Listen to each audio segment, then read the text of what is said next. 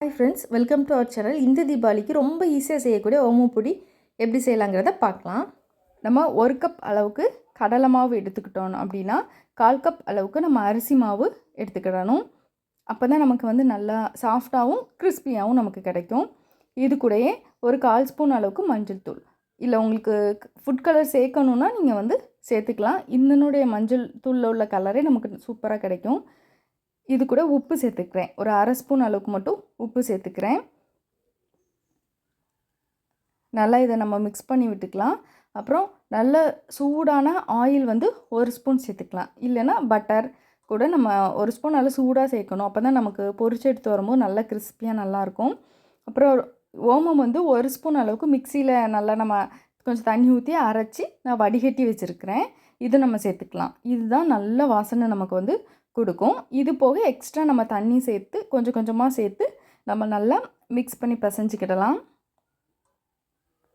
இப்போ ரெடியாக இருக்குது. இந்த மாதிரி நம்ம இடியாப்பத்துக்கெலாம் புளியோம்ல அந்த அச்சு உள்ள இதை எடுத்துக்கிட்டு அதில் நம்ம மாவு வச்சு ஆயில் நல்லா ஹீட்டாக இருந்து ஒரு மீடியம் ஃப்ளேமில் வச்சுட்டு புளிஞ்சு விட்டுக்கோங்க. லோ ஃப்ளேமில் வச்சுக்கோங்க.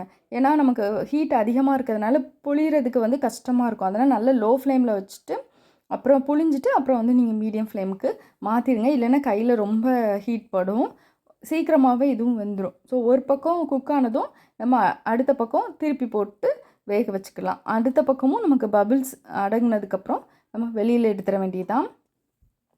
இது ரொம்ப குயிக்காக நமக்கு வந்து வேலை முடியும்.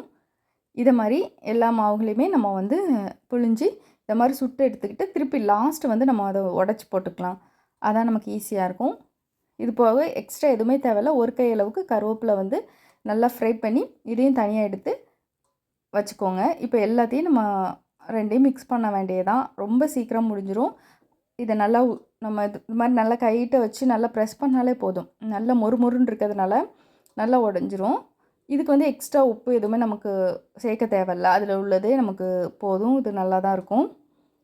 இனி நம்ம ஃப்ரை பண்ணி வச்சுருக்கிற கருவேப்பிலையை எழுந்துட்டு போட்டோம் அப்படின்னா நல்லா சூப்பரான வாசனையோட நமக்கு ஓமப்பொடி ரொம்ப ஈஸியாக ரெடி ஆகிட்டு காரா பூந்தியும் ரெடி ஆகிடுச்சு. இந்த 2 ரெசிப்பியுமே தீபாவளிக்கு நீங்கள் உங்கள் வீட்டில் செஞ்சு பாருங்கள். தேங்க்ஸ் ஃபார் வாட்சிங்.